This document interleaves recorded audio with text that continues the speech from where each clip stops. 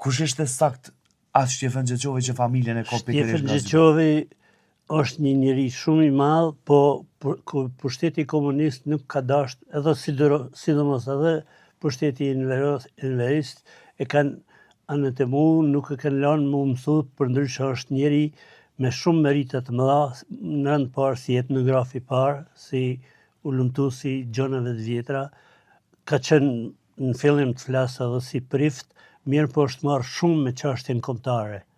Ka marrë pjesë edhe në luftet për shlejmë, për shembull në Shqipëri të Vlorës atje, mandej ka qenë organizator shumë i madh i mos lejimit të migrimeve të trojeve shqiptare në Turqi në periudhën komuniste.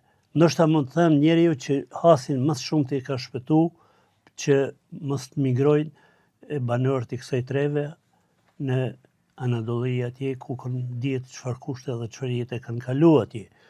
Po Shtjefan Gjeqovi mund ta lidhi edhe me një fytyrë që është ndoshta edhe më ndritshme se ky, Pjetër Bogdanin. Pikërisht.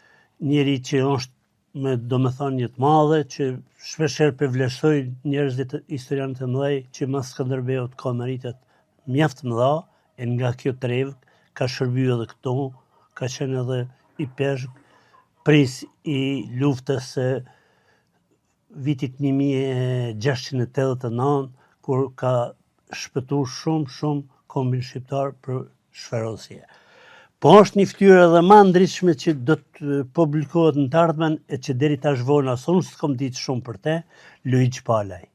Njeri që e kanë masakru pushteti serbo-malazez në afërsi Gjakovës, edhe më në fund të kanë zhvërros, ja kanë hup heshnat, mirë po vetë Shtjefan Gjeqovi bashkë me bashkëpunëtorët e tij ka bën kesë para pushtetit austro-hungarez në atë kohë, edhe ja kanë nxjerrë heshnat prej Janoshit rreth Gjakovës, që është atje vendi i vrasjes, e kanë kanë varrosur në Zym, këtu te kisha jonë në Shnaprenas, edhe për arsye se kjo trevë ka qenë trevë ta quajmë ashtu nën mbrojtjen e Austro-Hungarisë, edhe nuk ka pas mundësi të zhduket ai njeri shumë i madh. Tani ka hyrë në radhën e lumturimit të shenjtreve që krahas në Nënstareze do të bëhet edhe kjo fytyrë.